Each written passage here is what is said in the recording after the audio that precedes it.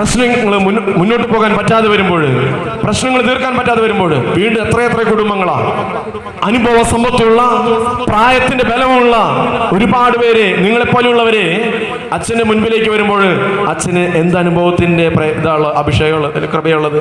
അനുഭവം കുറവാ, അച്ഛന് പ്രായം കുറവാ.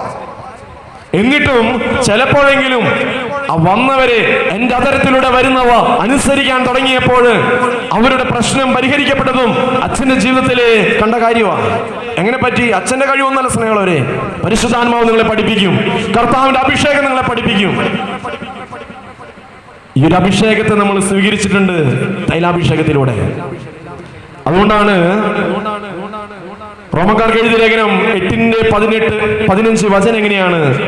നിങ്ങളെ വീണ്ടും ഭയത്തിലേക്ക് നയിക്കുന്ന അടിമത്തത്തിന്റെ ആത്മാവിനെയല്ല, മറിച്ച് പുത്ര സ്വീകാര്യത്തിന്റെ ആത്മാവിനെയാണ് നിങ്ങൾ കൈക്കൊണ്ടിരിക്കുന്നത്.